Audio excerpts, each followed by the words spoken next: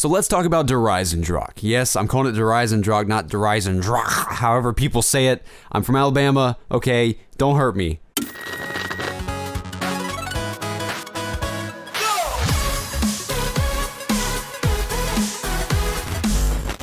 Hey, what's going on guys? It's me, JC, and welcome back to my channel once again. In today's video, we're going to be doing a review of Eisendrache. We're going to be talking about what this map did for zombies, what this map is, if it's good, if it's better than Shadows of Evil as a whole, and just what this map is overall. Is it a great map? Is it a good map? Is it terrible? Is it just absolutely trash? We're going to be breaking it down in this video, and I'm going to break it down into 3 pillars.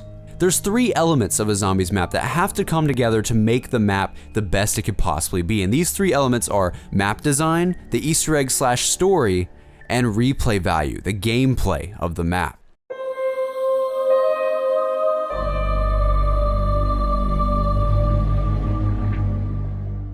So let's go ahead and talk about map design, since that's the first thing most people see when playing a map. Overall, Eisendrache performed beautifully in this area, meeting my expectations head on. I really love the theme of this map. The medieval style combined with the dark secrets of our zombie storyline is a really good mix. Seeing the ghostly knights in the hallways and then descending to see the realm of keepers and ancient artifacts below the castle felt really cool as a zombies player, and all the little things like the paintings that tell a story or Group 935's secret labs and notes. The map design felt like a combination of Derice and Origins, with a little Ascension thrown in there as well. However, although the map looks great and has a really awesome atmosphere, I'm really getting tired of this snowy environment all of our new maps are having. It started with Origins, and still to this day, our Origins characters haven't played in a different environment in terms of weather. This map, like the Giant and like Origins, seems to have a blue color scheme once again. And although it does work great with the map, I really hope this is the last time we see it. All in all though, they did a terrific job on this map in terms of design. While I do wish the map had a different type of weather environment, it's hardly something to put this map down for. But now let's talk about the Easter egg and story.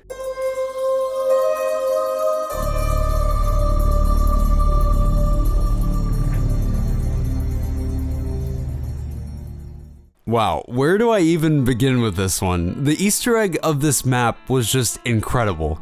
Like literally, I have no idea how to describe this Easter egg. It's just something that sort of has to be experienced, I think, to really get a hold of how great it really was. Finding out as soon as you spawn into the map that you have to rescue the original Dempsey, I was blown away from the start. I think what I love the most about Easter eggs now is how epic they are becoming. As soon as you start playing the map, you realize how directly related this map is to Moon, with stuff like Dr. Groff confronting Richtofen about the MPD's progress. And when you see Richtofen change his original conversation with Dr. Groff, that's when I knew this map is going to be a crazy ride from start to finish.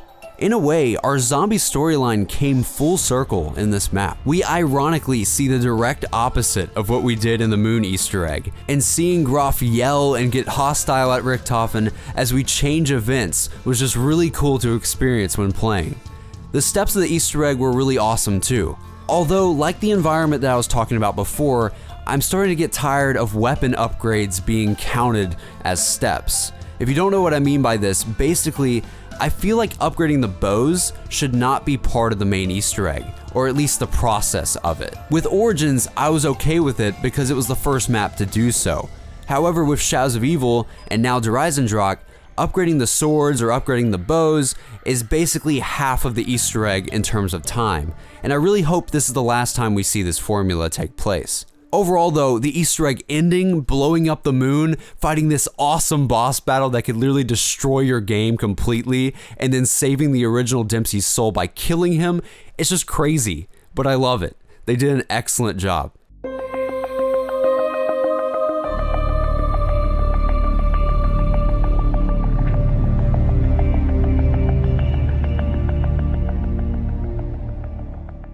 Now onto the gameplay. What I love about this map is just how easy it is to pick up and play. The past couple of zombie maps take forever to just play for fun, and that's never a good thing. While yeah, many of us love doing these huge quests and huge puzzles as we are Easter egg hunters at heart, there's many out there that play zombies for the fun of just killing zombies. Just take my buddy DC for example. He's one of those guys who's played zombies since the old days, all the way back to World at War. And while he does love doing Easter eggs with me and seeing the story play out, his main goal is just to have a good time. I hopped on the PS4 yesterday and saw him playing Eisendrache on round 30 solo. I haven't seen him do that on a map in a very long time, which is a good sign for sure. With maps like Shadows of Evil and Origins, it takes forever to get to that fun point. With Eisendrache though, the only thing that may be tedious in terms of gameplay at the beginning is feeding the dragons. I honestly don't know why these things were put into the map. My biggest gripe about this map has got to be that. I honestly feel like Treyarch could have come up with a better system, or at least a different system, to unlock the bow. It just felt kinda lazy to me to see the dog system return. Other than that though, the map plays wonderfully. It's super easy to get from point A to point B using multiple different tactics. You have a launch pad system similar to Moon, a teleport system, a Shangri-La geyser system even. There's just so many routes and things to do, and the locations in the map are very fun to play in. The Pack-a-Punch is super easy to get though, which is really odd, but in a way, it does make the game feel a lot faster, which could be a good thing. This is one of those maps where you can literally run around the entire map using different transportation methods and holdout spots for a fun experience. This map, in a way, feels like the culmination of all the best maps in zombies. Shadows of Evil tried to do this, but failed in the long run. This map, though, has so many great systems from previous maps, and although some systems like the dragons should probably not be used again, it's hard to complain when most of the systems and elements come together in a great way.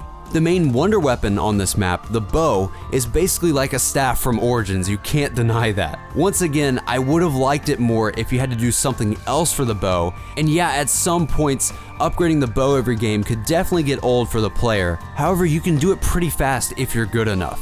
One thing I should mention is that the bows basically take up one of your weapons at all times. So most of the time you're using a bow most likely, which might be a bad thing for some people who are wanting to use different weapons. There's a ton of replay value though, especially with the multiple different elements on the bows that you can choose from.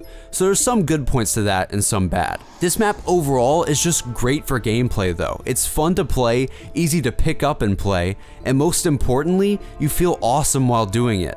The weapons are fun to use, especially the bows and the gravity spikes, and the environment and traps are fun to play with as well. In terms of the three pillars of what makes a zombies map awesome, Eisendrache exceeds on almost every single level. You can definitely see while playing the map just how far zombies has come from the old days of Nacht and Derice. It's just really incredible to play and experience, and honestly, I think this is one of the best zombies maps of all time. In total, I think this is probably the best map since Mob of the Dead, or maybe even Moon. And Moon really wasn't the best map ever, it was just awesome that it was Moon, that it was something different and something new in the ending to our Black Ops 1 story. So really, this map is kind of better in a way to some of those old maps that we love so much. This map is just really awesome, and all the things from previous maps that were good definitely play a part into this map, so it has the old maps to thank it for its success. If you haven't played this map already, or if you're waiting to play it, definitely check it out, because this map for sure breathes new hope into Black Ops 3 Zombies, and I cannot wait to see now